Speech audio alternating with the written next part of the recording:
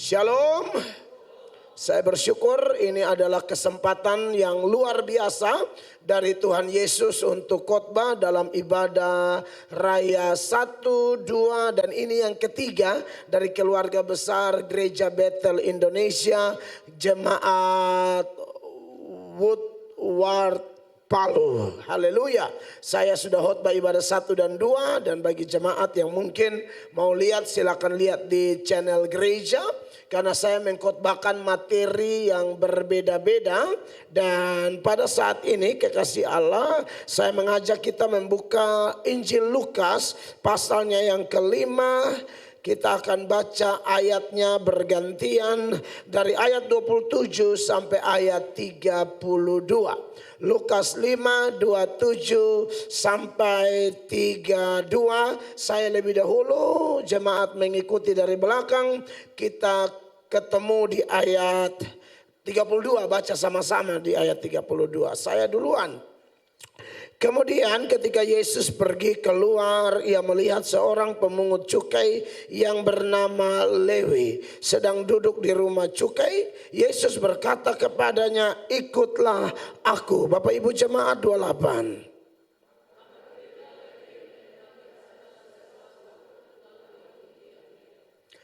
Dan Lewi mengadakan suatu perjamuan besar untuk dia di rumahnya dan sejumlah besar pemungut cukai dan orang-orang lain turut makan bersama-sama dengan dia. 30 jemaat.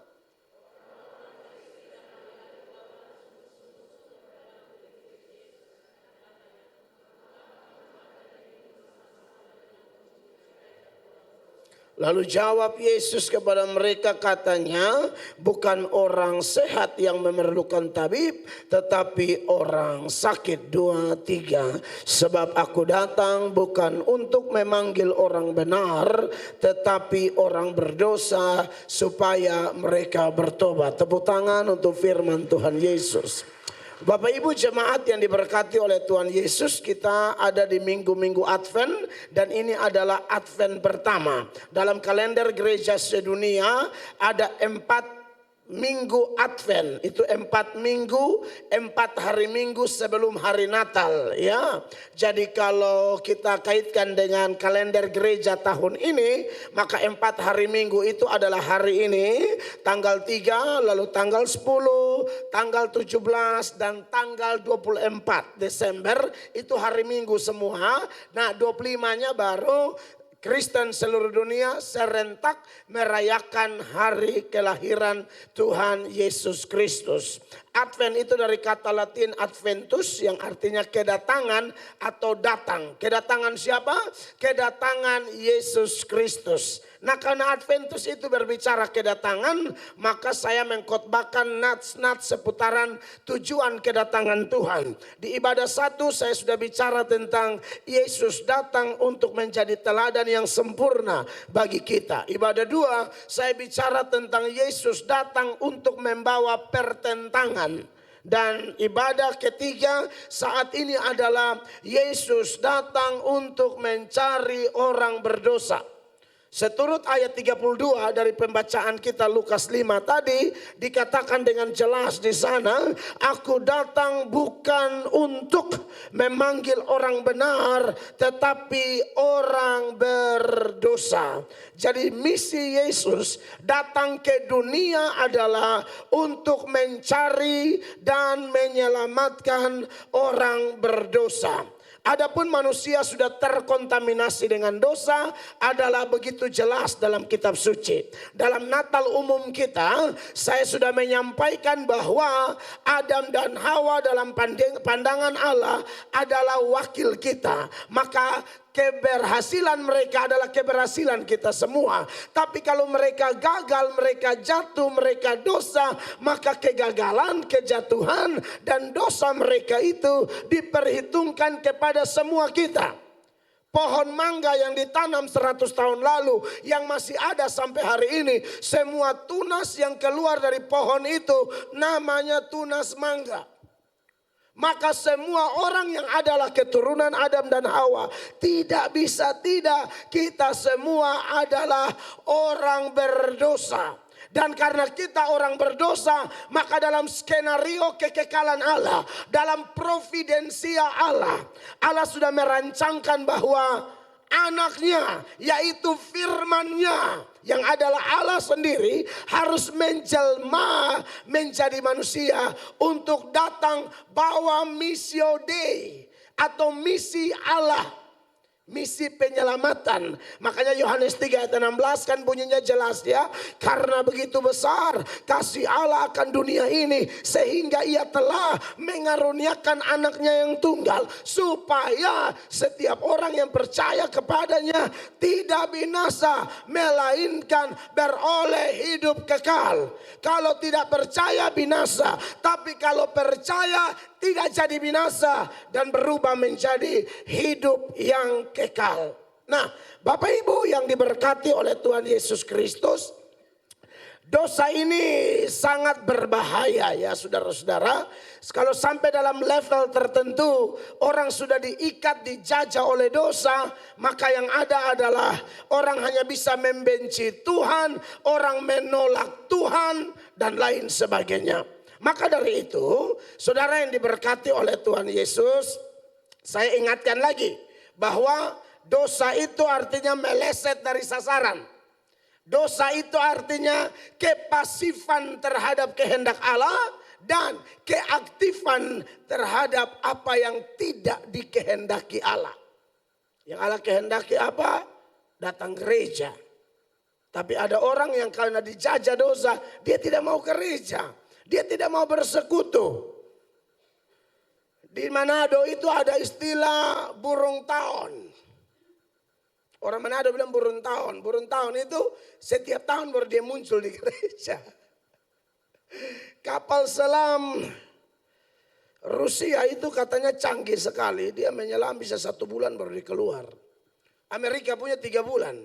Tapi ada orang tertentu yang lebih canggih, itu 1 tahun baru muncul 1 kali. Itu lebih canggih dari kapal selamnya Rusia maupun Amerika. Karena dia masuk itu biasanya 31 Januari dia masih ada. 31 Desember ibadah tutup tahun. Toh mungkin dia ikut sedikit ibadah buka tahun. Itu pun kalau dia mau.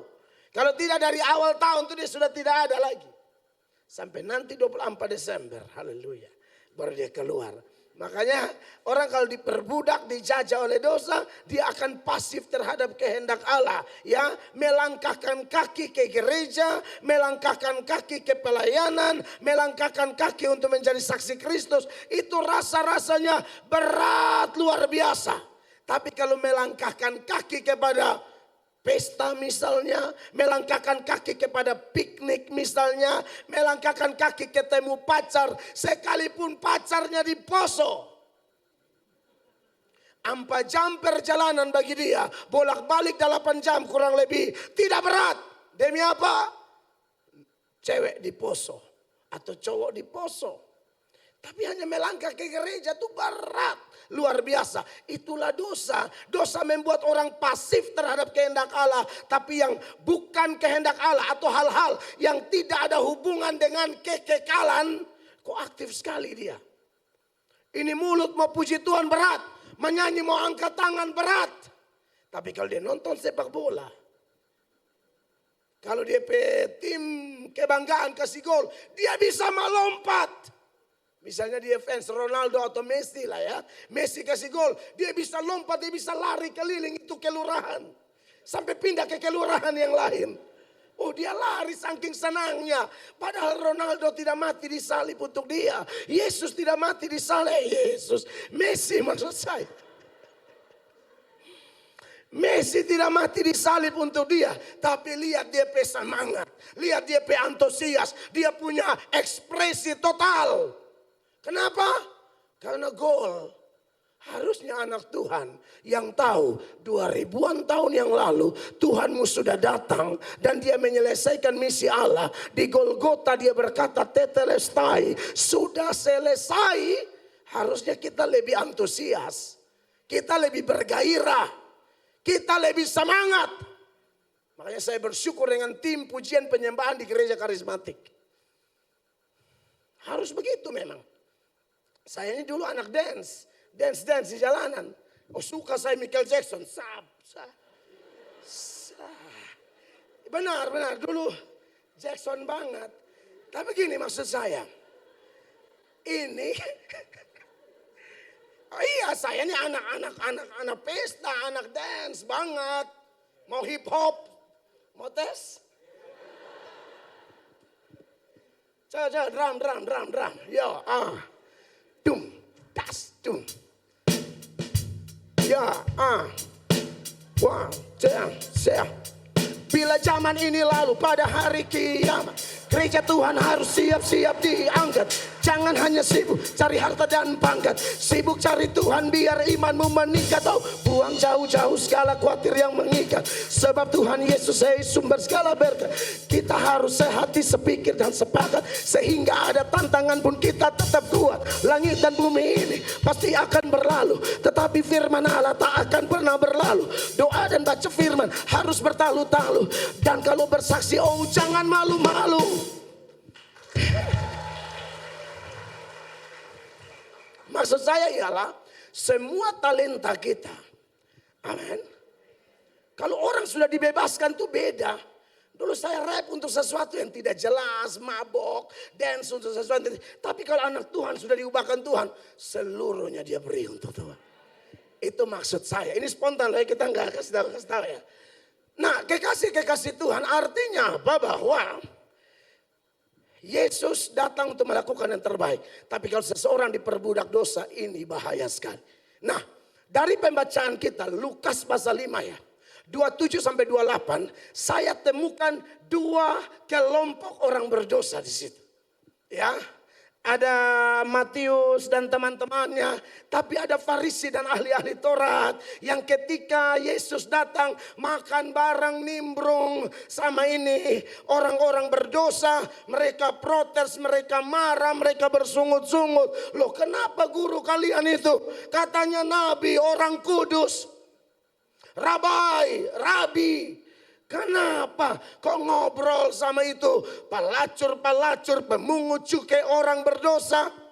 Mereka protes. Nah, ini yang saya sebut dengan kelompok pertama, yaitu orang berdosa tidak tahu diri. Orang berdosa tidak tahu diri, saking ngerinya dosa bekerja, sehingga yang pertama dia anggap bahwa dia benar. Padahal tidak ada orang yang tidak berdosa. Semua orang itu berdosa. Jelas itu. Roma pasal 3, mulai ayatnya yang ke-10. Ayat itu dengan jelas Tuhan sendiri yang menilai. Tuhan lihat ke bawah, tidak ada orang benar. Tapi orang-orang yang tidak benar ini tetap rasa diri benar. Perhatikan ini ayat. Roma 3 ayat 10. Seperti ada tertulis, tidak ada yang benar, seorang pun tidak. Ini bukan penilaian rasul loh ya, ini penilaian Tuhan. Kalau penilaian Anda dan saya ada di kelompok kita bisa anggap orang benar. Tapi siapa kita? Emang kita punya penilaian lebih benar dari penilaian Tuhan? Semua penilaian Tuhan tertuang dalam kitab suci ini. 11. Tidak ada seorang pun yang berakal budi, tidak ada seorang pun yang mencari Allah. Ya, tidak ada. 12 sama-sama. 1, 2, 3. Tidak ada seorang, semua, 12 di mana? 1, 2, 3. Semua orang telah menyeleweng. Mereka semua tidak berguna. Tidak ada yang berbuat baik. Seorang pun tidak. Lompat ayat 23 kakak. Sama-sama 2, 3.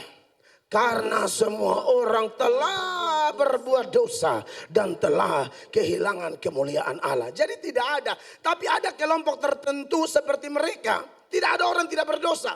Tapi ada seperti Farisi-Farisi yang selalu menganggap dirinya benar. Sampai satu titik kalau orang sudah sampai sikap begini. Dia kotor tapi dia tetap akan membela dirinya, menganggap dirinya benar. Yang baik dia bilang jahat. Yang jahat dia bilang baik. Yang manis dia bilang pahit. Yang pahit dia bilang manis. Yang terang dia bilang gelap. Yang gelap dia bilang terang. Saya tunjukkan datanya. Dalam pelayanan Yesaya pasal 5 ya. Ayatnya yang ke 20. Ini ayat bilang begini, saudara-saudara, perhatikan. Celakalah mereka yang menyebutkan kejahatan itu baik. Menyebutkan kejahatan itu baik. Dan kebaikan itu jahat. Sebaliknya, Kalau kebaikan mereka bilang jahat. Terus yang mengubah kegelapan menjadi terang dan terang menjadi kegelapan. Yang mengubah pahit menjadi manis dan manis menjadi pahit. kalau orang ingatkan mereka, ajak mereka ke gereja, mereka anjak ini orang jahat nih. Lu gak usah sok ngatur-ngatur gua lo ya. Ada loh orang begitu. Padahal ini orang kan cuma ajak ayo ibadah. Hari Minggu itu kesempatan buat kau ibadah, takutnya Senin jadwal matimu. Kan saya ketemu banyak orang begini. Minggu enggak mau. Helah.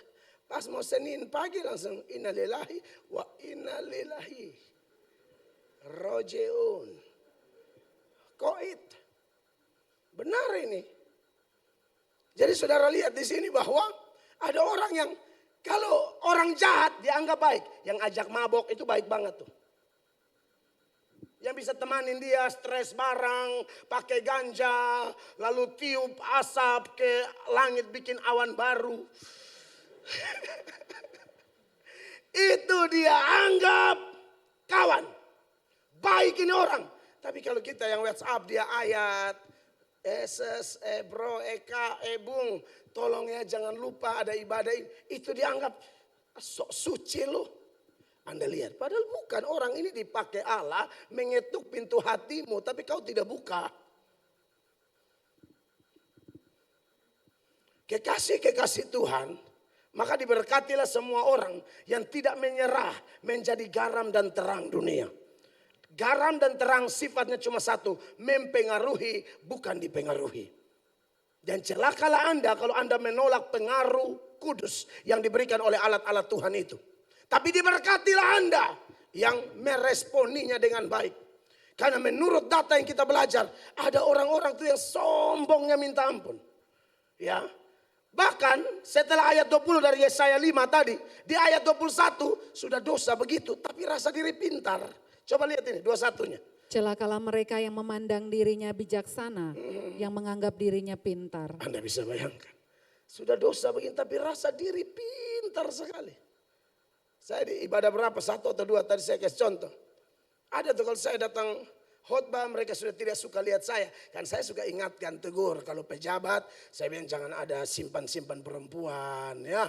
Jangan pergi tugas di Jakarta atau di luar negeri, lalu di kamar ada wewe gombel di situ.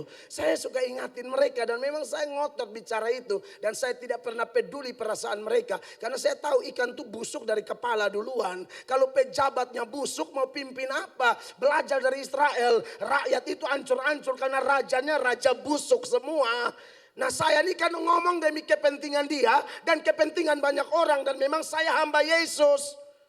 Karena hamba Tuhan punya tugas tuh begitu. Ahab raja kurang ajar sama Tuhan. Yang togor siapa? Nabi Elia. Keturunannya Yoram kurang ajar sama Tuhan. Yang tegur siapa? Elisa. Elisa memang dipersiapkan Allah untuk tegur yang bengkok-bengkok begitu. Itu otoritas wewenang yang dikasih oleh Allah kepada hamba Allah. Daud selingkuh, siapa yang tegur? Nabi Nathan. Herodes rampas istri orang, siapa yang tegur? Yohanes Pembaptis. Jadi memang hamba Allah itu kerjanya begitu. Jadi kalau ada hamba Allah tidak pakai ini otoritas, minta Roh Kudus kasih keberanian. Hanya bedanya ada yang kayak Daud, ada yang kayak Herodes. Nabi Nathan tegur Daud bersinah, Daud bertobat dipulihkan. Herodes ditegur sama Yohanes, potong kepala Yohanes. Saya tidak tahu saya punya nasib kayak gimana. Tapi saya tidak peduli karena saya percaya tidak ada satu rambut pun di kepalaku jatuh ke tanah di luar kehendak Allah. Saya tahu Allah di pihakku. Kalau sampai saya diserang atau mati hanya gara-gara tegur dosa. Bukan yang kasih mati saya itu hebat. Tidak. Memang Allah izinkan. Kau tidak hebat. Amin. Ini sudah gaya khotbah saya di mana-mana. Bukan jago di kandang, di NTT sana. Mau di Palu, mau di mana saya bagi. Amin, kekasih Allah. Ini mesti disampaikan. Kan ada orang berdosa tuh yang tidak tahu diri sama sekali. Udah model begitu. Rasa diri pintar. Makanya dalam zaman Yeremia Tuhan bilang kau tidak pintar, kau tuh tolol dan bodoh. Untuk kebaikan kau bodoh, untuk kekudusan kau bodoh, tapi untuk kejahatan pintarnya minta ampun. Itu yang tadi saya bilang definisi dosa itu ya. Keaktifan terhadap kepasifan terhadap kehendak Allah dan keaktifan terhadap apa yang tidak dikehendaki Allah. Yeremia pasal 4 ayat 22. Bapak Ibu perhatikan ayat ini dibacakan buat kita. Sungguh bodohlah umatku itu. Mereka tidak mengenal Allah.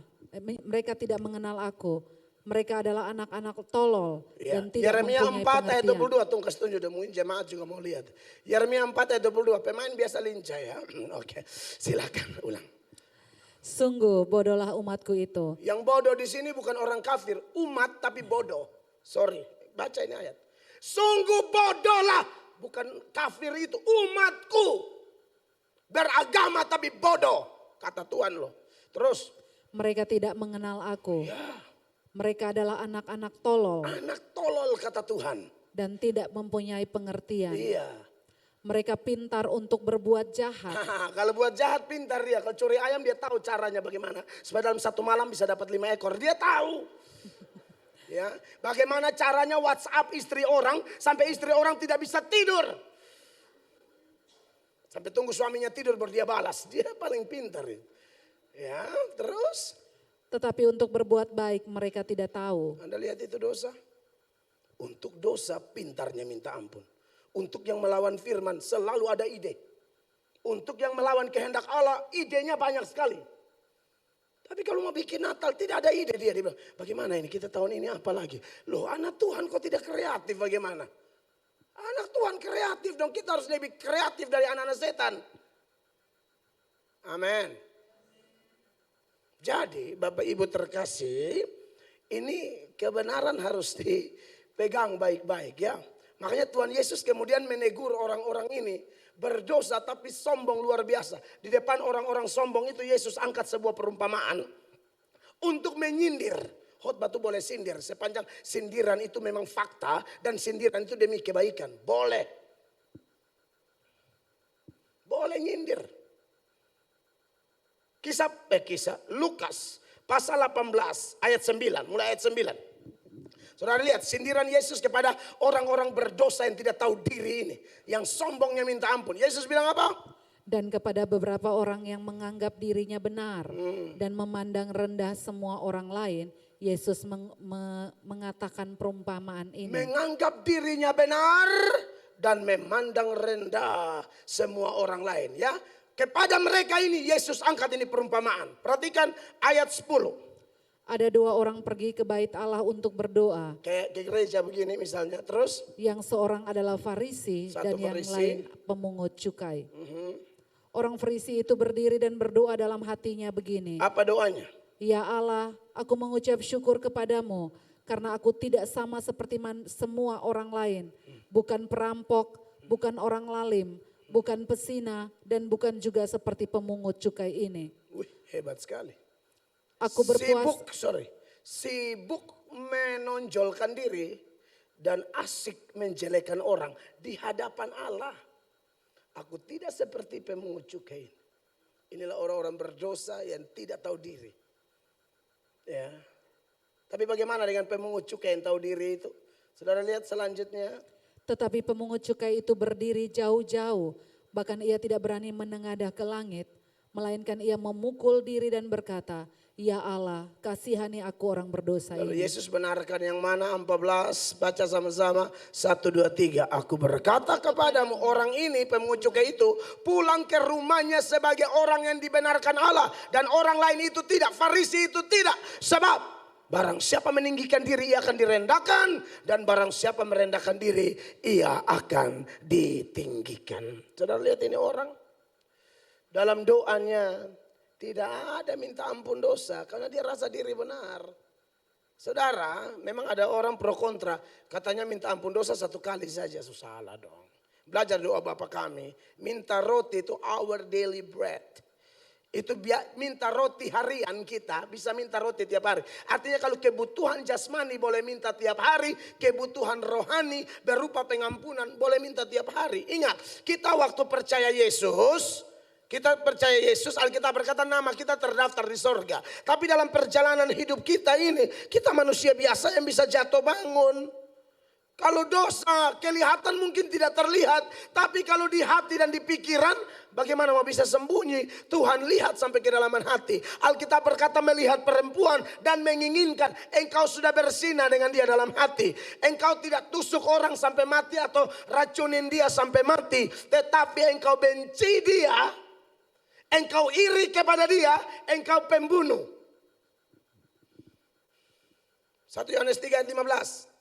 Ya, saudara yang suka benci orang, ya benci mantanmu yang sudah ada pasangan baru, kau pembunuh. Perhatikan ini ayat 1 Yohanes 3, 15. Setiap orang yang membenci saudaranya adalah seorang pembunuh manusia. Ya. Dan kamu tahu bahwa tidak ada seorang pembunuh yang tetap memiliki hidup yang kekal di dalam dirinya. Anda bukan hanya bunuh manusia, bisa bunuh diri juga. Ya, lihat orang tambah cantik. Dada kanan mulai nyut-nyut. Dia beli motor baru. Mati setengah. Maksudnya kayak mulai stroke ringan gitu. Menuju pergi ke mati setengah. Dia upgrade dari motor jadi mobil. Aduh, udah kejang-kejang tiap hari Jumat. Mereka satu keluarga liburan ke Singapura. Dia mati di tempat. Itu yang Ayub 5 ayat 2 omong. Ayub 5 ayat 2. Orang suka sakit hati ya. Orang suka iri hati. Anda bunuh diri itu. Anda dimatikan oleh kebiasaanmu. Perhatikan. Sesungguhnya orang bodoh dibunuh oleh sakit hati. Dan orang bebal dimatikan oleh iri hati. Iya, jadi saudara yang suka benci orang, iri hati. Yang pertama bunuh orang, yang kedua bunuh diri. Kan kasihan. Ya, jadi kalau lihat teman lebih cantik, positive thinking saja ya. Lihat di story, kok dia tambah cantik, yakinlah dia edit.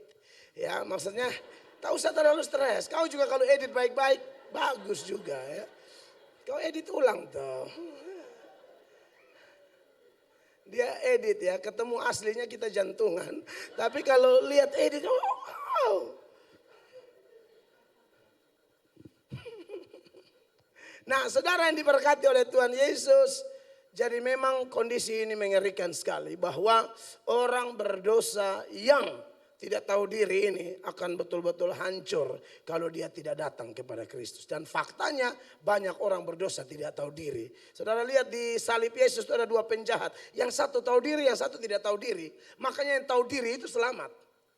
Maka kelompok kedua yang saya mau soroti dari pembacaan kita adalah orang berdosa dan tahu diri dia berdosa. Siapa? Matius, saudara-saudara. Ayat itu kan jelas ketika Yesus panggil salah satu orang yang kemudian menjadi muridnya. Yang adalah penulis Injil Matius. Yaitu Lewi yang kemudian disebut Matius. Waktu Yesus panggil dia, Yesus hanya bilang, ikutlah aku tanpa embel-embel. Ikutlah aku nanti kau jadi kaya. Ikutlah aku nanti kau punya tanah tambah luas. Ikutlah aku nanti kau tambah naik pangkat. Tidak ada. Dia sudah punya pangkat, dia sudah punya kedudukan, dia sudah punya uang. Yesus hanya panggil, ikut aku. Tidak ada kasih tahu macam-macam. Dia ikut. Orang berdosa tahu diri begitu. Karena dia tahu dia berdosa sekalipun dia kaya. Tapi dia tahu kekayaan tidak bisa membereskan dosanya. Dia berdosa dan dia tahu dia punya pengaruh, dia punya pangkat, dia punya kedudukan, dia punya tabungan, dia punya materi yang banyak. Tapi dia tahu yang bisa membebaskan aku hanya Yesus. Orang berdosa yang benar begini. Sekalipun kaya raya, tapi dia tetap melihat semua itu tidak bisa menyelamatkan dia. Nyawa orang tidak bisa dibayar pakai kekayaan. Makanya dalam Mazmur pasal 49, Mazmur 49 mulai ayat 7. Ayat ini bilang begini, ayat 7, Mazmur, lihat yang dalam kurungnya yang 7, ya pintar. Mereka yang percaya akan harta bendanya dan memegahkan diri dengan banyaknya kekayaan mereka. Lalu 8. Tidak seorang pun dapat membebaskan dirinya atau memberikan tebusan kepada Allah ganti Seluruh nyawanya. kekayaan itu tidak bisa membayar. Matius tahu itu. Dia tahu Yesus lebih dari kekayaan. Yang datang ajak saya ini penebus dosa. Dia datang untuk cari saya. Ya, dan orang begini punya pemahaman kurang lebih seperti Nats ini, bahwa kekayaan tidak bisa membayar dia. Lalu yang bisa menyelamatkan dia hanya Tuhan. Karena satu nyawa itu harganya terlalu mahal. 9 dari ayat tadi, Mazmur 49. Karena terlalu mahal harga pembebasan nyawanya dan tidak memadai untuk selama-lamanya. Anda lihat, terlalu mahal harga. Di Matius 16 ayat 26, Tuhan Yesus bilang apa di sana? Ya, Matius 16 ayat 26, semua dunia ini kita punya, tapi kehilangan nyawa, mau bayar pakai apa? Perhatikan. Apa gunanya seorang mempelore seluruh dunia tetapi kehilangan nyawanya? Amin. Dan dengan apakah yang dapat diberikan sebagai ganti nyawanya? Tidak bisa. Makanya pernah ingat ya, Tuhan Yesus pindahkan setan-setan ya dari dalam seorang gila lalu dia pindahkan ke 2000 babi. Pernah baca itu di Gerasa itu. Itu babi orang, bukan babinya Yesus waktu itu. Yesus pencipta semua, tapi kan orang tidak mengerti itu waktu itu. Yang tahu ya mereka yang piara babi, mereka yang kasih makan babi. Kenapa nggak bikin susah kita babi, kan begitu. Tuhan Yesus kasih pindah itu babi-babi. Itu babi-babi. Itu setan-setan. Ke dalam 2000 babi. Hanya demi satu orang gila. Orang gila sekalipun nyawanya berharga. Babi satu ekor di Palu berapa? Saudara pernah tahu pengusaha babi? Saya bicara versi NTT atau Papua aja ya. Di Papua itu ada babi. Babinya tidak besar, kecil dan menjengkelkan sebenarnya. Tapi harganya 30 juta. Ini lebih menjengkelkan lagi. Babi ini kalau lihat, mau toki DP kepala karena 3 juta, 30 juta. 30 juta kali 2000, 3 kali 2, 6 itu berarti sekitar 60 miliar. 3 kali 6 kok 60? 18. 3 kali, tadi dia bilang berapa? 30 juta kali 2000. Ya 60 M. 60 miliar. Saya tidak bilang harga nyawa itu 60 M, bukan. Tapi saudara lihat, bayangkan kalau saya kasih pilihan. Saudara punya babi 2000, tapi punya keluarga gila. Yesus suruh milih nih, ya kan? Ya kan? Yesus bilang, jemaat, GBI, what? Saya buat pilihan. Ini 60 M, ini keluarga yang jam 7 lewat 5. Jam 7 lewat 5 itu posisinya memang begini, persis. Yesus suruh bikin pilihan, Anda milih mana? Mau korbankan 60 M demi satu jiwa yang gila? Atau kebanyakan orang bilang, biar gila ini gila-gila sampai mati. Babi paling-paling 3 pakai syukuran. Iya toh. Daripada kasih lalu dia kumat lagi. Itulah hati manusia. Tapi Yesus beda. Bagi Yesus tetap orang gila ini berharga. Amin. Makanya kekasih-kasih Tuhan. Harga kita itu Yesus Kristus. Makanya ketika Matius mendengarkan ajakan itu. Di dalam Matius pasal 5 itu 27-28 dia tinggalkan segala sesuatu. Karena bagi dia Yesus lebih penting dari segala sesuatu yang dia miliki saat itu. Dia kalau mau nyaman dia nyaman. Dia kalau mau senang dia senang. Tapi dia tahu ini pribadi yang bisa menyelamatkan aku. Mungkin Matius sudah menunggu begini lama. Di tengah-tengah kelimpahan harta dia tidak ada damai. Lalu datanglah sang penebus. Dalam Matius pasal 5 itu 27 dikatakan demikian. Kekasih-kekasih Tuhan. Lukas maksud saya. Lukas 5:27. Kemudian ketika Yesus pergi keluar, ia melihat seorang pemungut cukai yang bernama Lewi sedang duduk di rumah cukai. Yesus berkata kepadanya, ikutlah aku. Tidak ada bilang ikutlah aku supaya ini. Ikutlah aku. Tidak ada sama sekali. Ikutlah aku. Banyak orang kan begitu toh. Ayo kita ke gereja. Banyak cewek cantik di sana. Itu model apa gereja begitu? Anak Tuhan yang benar, saya tidak anti dengan ini semua. Gereja saya juga sama, lighting apa segala macam.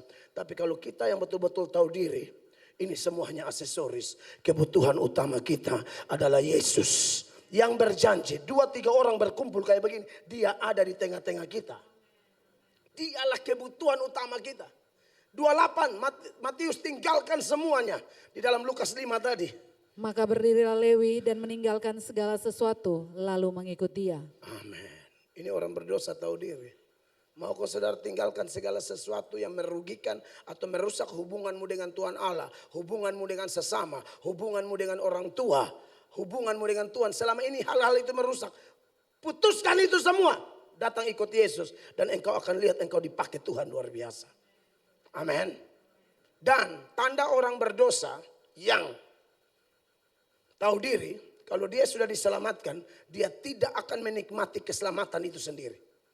Di ayat 29, Matius bikin perpisahan besar. Pasti ada sejumlah biaya yang dikeluarkan. Kenapa? Dia tidak mau ketemu Yesus sendiri. Melalui acara syukuran ini. Mungkin acara perpisahan apakah malam itu. Tapi dia mau supaya kasih karunia yang dia alami. Berkat-berkat yang dia alami. Damai sejahtera yang dia alami. Dialami juga oleh kawan-kawannya. Makanya 29 dikatakan apa? Dan Lewi mengadakan suatu perjamuan besar untuk dia di rumahnya. Amin. Dan sejumlah besar pemungut cukai dan orang-orang lain turut makan bersama-sama dengan dia. Saudara lihat di situ. Saudara kalau sudah diselamatkan, tidak mungkin Anda tinggal diam. Tidak mungkin. Anda akan ajak orang, Anda akan pengaruhi orang. Ayo datang, saya sudah rasa. Makanya salah satu pola pelayanan kami di NTT, khusus di lingkungan gereja saya, wilayah pelayanan saya. Salah satu cara kami jangkau jiwa, itu melalui syukuran. Suka bikin ibadah rumah tangga, tapi buka tenda besar, kan makan-makan. Orang pada datang, tidak apa-apa, mungkin awalnya motivasi salah. Tapi Tuhan bisa luruskan hati mereka. Amin. Jadi kita juga jangan menghakimi orang. Ini hanya firman yang saya sampaikan supaya minimal kita yang ada di sini betul-betul periksa diri. Jadilah orang berdosa yang tahu diri, yang kemudian datang kepada Yesus dan kita menjadi ciptaan baru. Kiranya khotbah saya yang sederhana ini memberkati.